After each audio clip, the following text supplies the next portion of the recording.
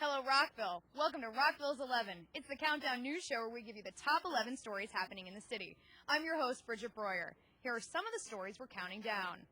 It's time to put down that cell phone while driving in Maryland. The city celebrates Hispanic Heritage Month, and we go one-on-one with Councilmember Mark Pershela. That's all coming up next when Rockville's 11 continues.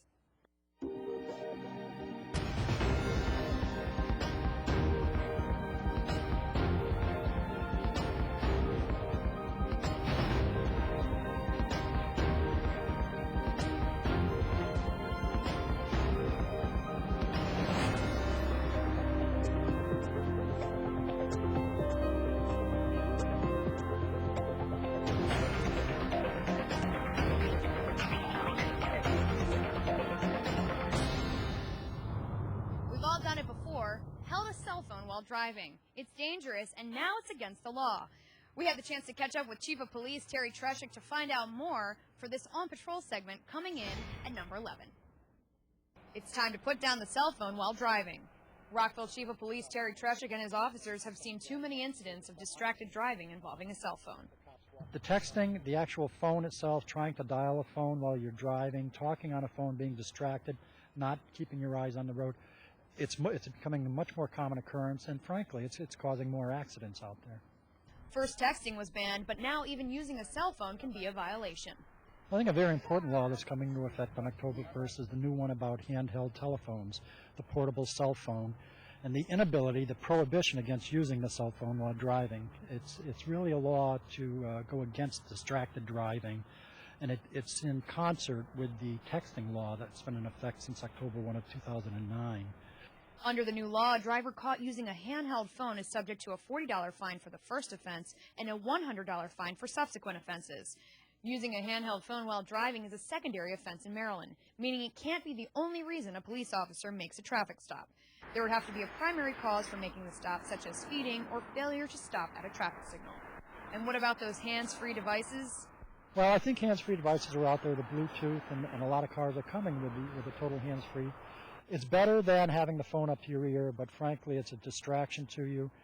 Police officers have to listen to radios, and we listen to the public. We listen to the calls coming in, and we find it distracting. So you have to be trained very, very hard, and you have to be aware of your surroundings.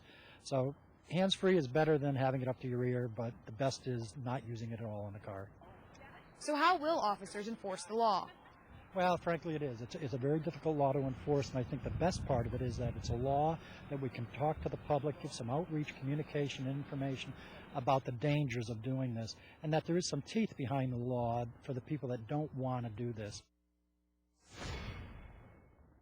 Welcome to our regular feature called Mayor and Council One-on-One. I'm joined with Councilmember Mark Pershela. Mark, thanks for joining me. Oh, it's my pleasure. And Mark, can you tell us where we are right now? Yes, this is the Rockville Volunteer Appreciation Day, where all those who have volunteered on one thing or another for the city, and it's vastly different kinds of things, they're here. They're invited to come to this Appreciation Day.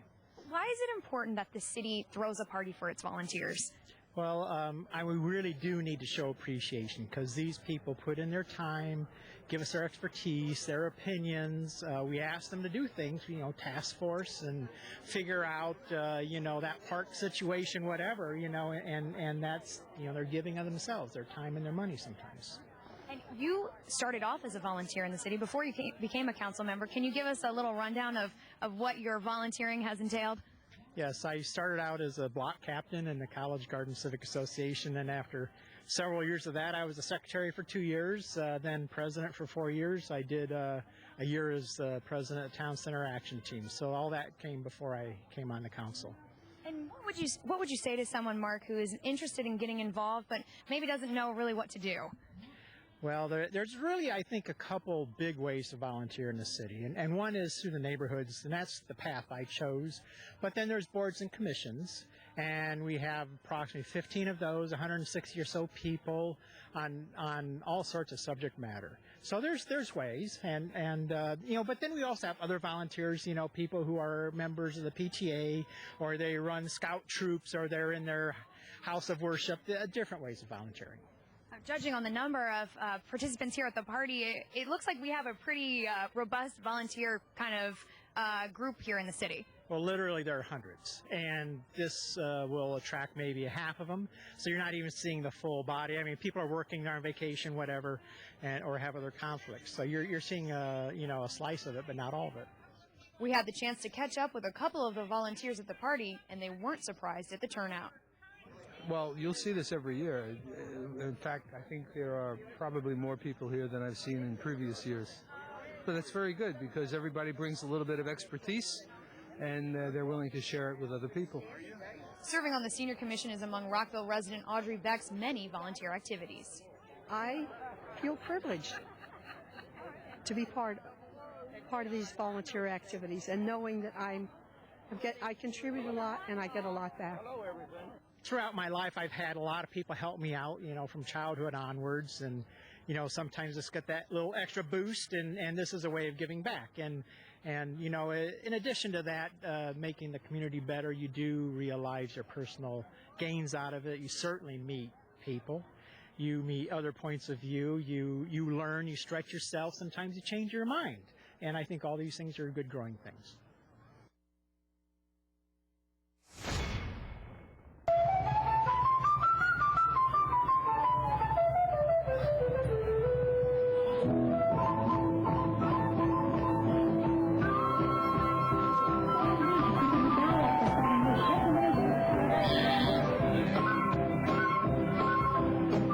The party drew hundreds to Town Square as the city celebrated the richness of Rockville's Hispanic community.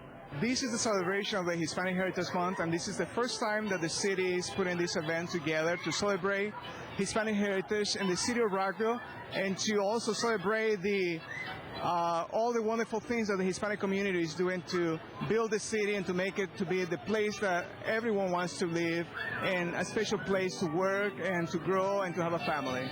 Produced in partnership with the Rockville Latino Alliance and Capital One Bank, the event was intended to celebrate the Hispanic culture, but also as an opportunity to bring awareness to the many community services available to Latinos in Rockville. A lot of people in this city is from different places in Latin America, and it just makes you feel like you're part of here, even though you are from Latin America. So, it's just a little bit of home, but far away from home. So I think it is important to have that and to celebrate our heritage, even though we're here.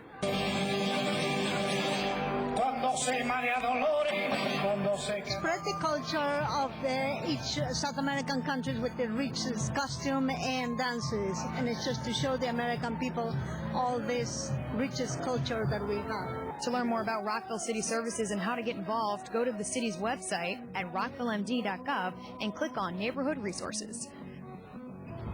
We wanted to let you know about a new document available online. It's called the Strategic Scan, and this is coming in as our number 8 story.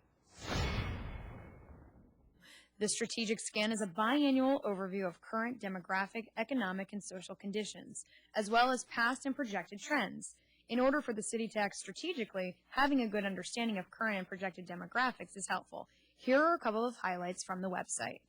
Rockville's population is culturally and ethnically diverse. Diversity is increasing. Rockville has a larger Asian population and smaller Hispanic and African American populations than Montgomery County. Elementary school demographic trends reflect an even more diverse population. ESOL rates are highest in elementary schools on the east side of Rockville. Rockville's population is aging. An increase in the population who are aged 65 and older is projected and may create more demand for multifamily and senior housing.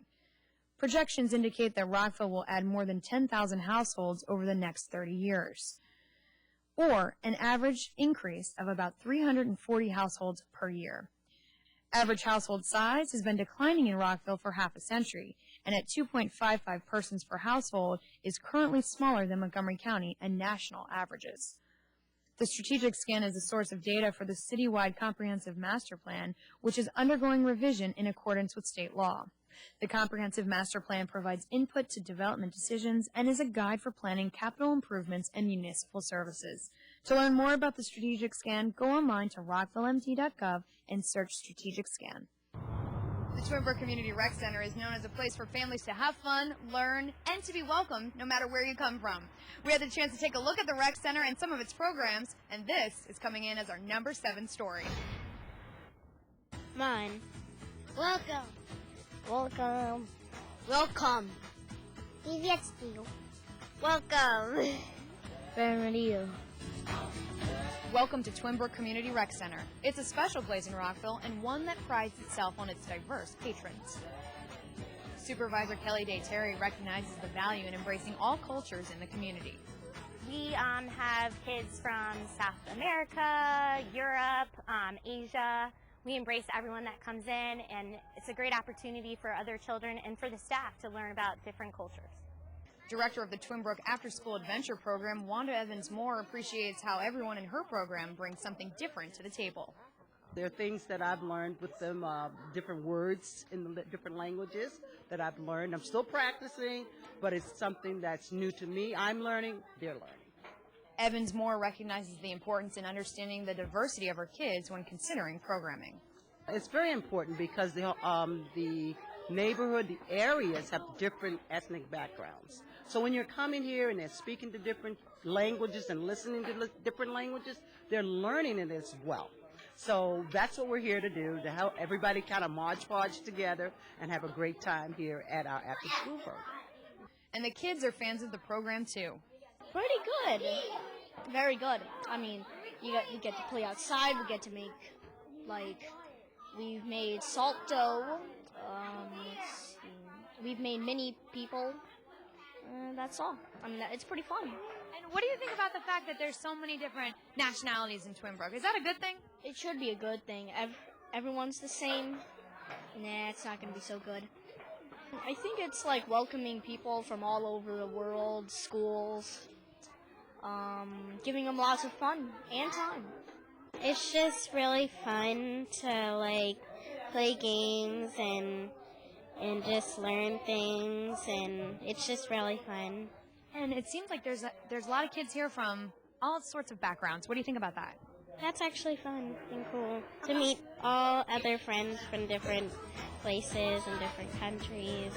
Everything that we offer here at the center is welcoming to everyone. We try to offer things for all ages and interests, and we have a great facility to rent and a great place for your kids to come and have a safe time, and a great time for adults to come if they need that quiet time away from their families. I'm really happy to be here with this group of kids. They're great. They really are. I'm not just saying that. They really are. They're great kids. The 15th annual F. Scott Fitzgerald Literary Conference is happening again in Rockville. We had the chance to find out more about this unique event. We checked in with the man in charge, John Mosier, and this is coming in as our number 6 story. John Mosier has been a champion for the arts in Rockville for a long time, and he's running the F. Scott Literary Conference once again this year. Well, we in Rockville pride ourselves on our support of art and humanities, and basically we have a Viz Arts building here, and we also strongly support the performing arts at the F. Scott Fitzgerald Theater, and these are the literary arts, and they do need as much recognition as the other 3 art pieces. I wouldn't be doing that if I didn't think that Rockville was an absolutely super place to live in. I think everybody here is they're very, very nice and educated, and they care about the city as I do, and we've got to keep Rockville in the forefront in Maryland, and that's one of the things that I'm doing. The conference is taking place on October 16th at the Montgomery College campus and involves workshops, panel discussions, and a keynote presentation. This year, the 2010 award honoree is author Alice McDermott, author of 6 novels, including Charming Billy. The Human Rights Commission provides a variety of programs and services to help promote the diversity and equal treatment of everyone in the city. We had the chance to find out more about the commission through a recent forum held, and this is coming in as our number 5 story. The forum was about Rockville's changing families, and members of the Human Rights Commission brought in speakers to address concerns and issues facing the modern family. I'm interested in human rights and hopefully going into the Peace Corps soon, and I thought it was an interesting discussion, and I saw a flyer for it, so I decided to come. The importance of informing the people and the residents of Rockville of what is going on is very important, because well-informed citizens are very good citizens for the city.